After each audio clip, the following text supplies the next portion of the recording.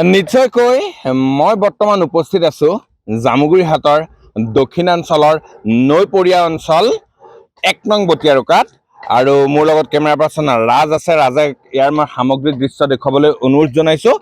কেইগৰাকীমান লোক আছে মোৰ লগত নৈপৰীয়া ঘিলাধাৰীৰ নদীৰ পাৰৰ এইসকল লোক যিহেতু আগন্তুক বাৰিষাৰ সময় আৰু সেই বাৰিষাৰ সময় তেওঁলোকৰ কাৰণে সম্বল হৈ পৰে এখনি নাও।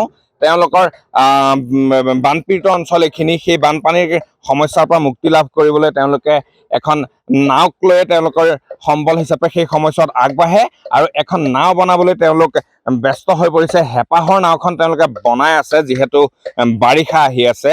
কেমেৰা পাৰ্চন ৰাজে দেখাই গৈছে। ইয়াত এইটো তেনে এক সুলভ দৃশ্য আচলতে নৈপৰীয়া অঞ্চল, যিহেতু এই নৈপৰীয়া অঞ্চলত এনেকৈ বিভিন্ন পৰিয়ালে বানৰ পৰা মুক্তি লাভ কৰিবলৈ নাওসমূহ সাজে বছৰত এবাৰকৈ, আৰু সেই নাওখনেৰেই তেওঁলোকে জীৱন সম্বল বাটত আগবাঢ়ি যায়। কেইগৰাকীমান লোক আছে ইয়াৰ স্থানীয় লোক, মই তেওঁলোকৰ ওচৰত যাব বিচাৰিছো। এই নাও বনোৱাত ব্যস্ত হৈ আছে। এইটো কি বনাইছে? নাও টেংকি বনাইছে। নাওৰ টেংকি। কওকচোন, নাওখন আপোনালোকৰ ইমান জৰুৰী হৈ যায় এইটো সময়ত? এতিয়া বানপানী সময়, এতিয়া বানপানী গাঁৱৰ পৰা চাপৰি যাব, কিবা চব্জি খেতি বা পাত খেতি আছে বা বাও খেতি আছে, ধান খেতি আছে, চাবৰ কাৰণে যাব। সেইকাৰণে নাওখন আমাক মিস্ত্ৰী মানুহ লগাইছে মোক বনাব। প্ৰত্যেক বছৰে নাওখন বনাই? বছৰ বছৰ নাও মই বনাই থাকো। নাওখন কাৰ? এখন নাও আছিলে গোপাল, কোনোবা ঘৰৰ মানুহ? এখন ঘৰৰ মানুহ হয়, মোক লগাইছে। নাওখন ঠিকা দিছে, মই বনাই আছো। হয় হয়, ধন্যবাদ জনাইছো। ক'ত আপোনাৰ ঘৰ? ক'ত? মোৰ ঘৰ ১ নং বটিয়াৰুকাত। ইয়াতে? নাওখন যে আপোনালোকৰ এক অপৰিহাৰ্য অংগ এই সময়ছোৱাত, কওক। আমাৰ ইয়াত বানপীড়িত অঞ্চল, নাওখন আমাক অতি আৱশ্যক লাগে, কিয়নো বাৰিষাত বানপানী হৈ আমাৰ গোপচাৰ বা ঘৰত বানপানী হৈ যায়। তেতিয়া ঘৰৰ সামগ্ৰীখিনি নাৱত লৈ আমি অকণমান দূৰলৈকে যাওঁ, বানপানী নোহোৱা জেগালৈকে যাওঁ। এখন নাও এবছৰ যায়নে? এখন নাও ৫ বছৰ যায়। ৫ বছৰ? তাৰপিছত আকৌ মেৰামতি কৰিব লাগে। এতিয়ালৈকে আপোনালোকে কিমান নাও বনালে? এতিয়ালৈকে ধৰা আমাৰ গাঁওখনত প্ৰায় ৫৫খন নাও আছে। সকলোকে বাৰিষা মাহত নাৱৰ দৰকাৰ হয়, লাগে।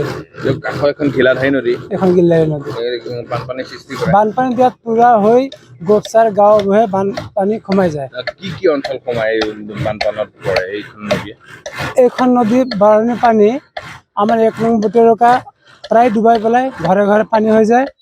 আৰু সিপাৰে আছে খলিয়ামাৰী, হয়তো চাপৰি অঞ্চল, তাততো মানুহৰ ঘৰৰ ভিতৰত বানপানী হৈ যায়। আৰু এইটোতো ষষ্ঠ সংযোজন পাৰৰ এলেকা, কাজিৰঙা ষষ্ঠ সংযোজনৰ।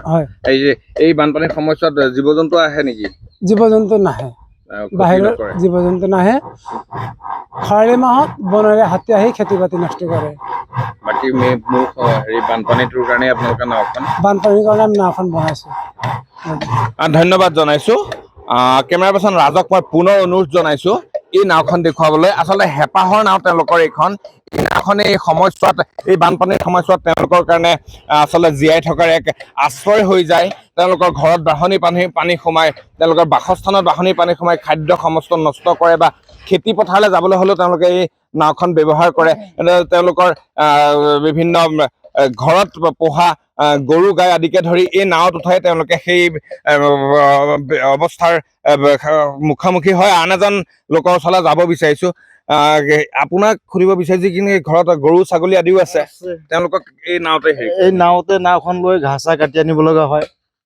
সেইটোৱে আৰু বেলেগ কাম তেনেকুৱা নাই। ঘৰত পানী সোমাই হয়, সোমাই বানপানী সোমাই। নাও এখন লাগে আৰু ধৰক, নাও নহ'লে চাহাৰা লাগে, নাওখনেই চাহাৰা ধৰক। ধন্যবাদ জনাইছো। এয়াই আছিলে আচলতে ঘিলাধাৰী পৰিয়া, জামুগুৰিহাটৰ দক্ষিণাঞ্চলৰ ঘিলাধাৰী পৰিয়া, যি ১ নং বটিয়াৰুকা। আৰু এই ১ নং বটিয়াৰুকাতে আমি কিছু পৰিৱেশ ইয়াৰ দেখুৱাবলৈ চেষ্টা কৰিলো। এখন নাও বনাই আছে, হেঁপাহৰ নাও, যিহেতু বাৰিষাৰ সময়, বানপানীৰ সময়, আৰু এই বানপানীৰ পৰা মুক্তি লাভ কৰিবলৈ তেওঁলোকৰ কাৰণে এই নাওখনেই সম্বল হিচাপে।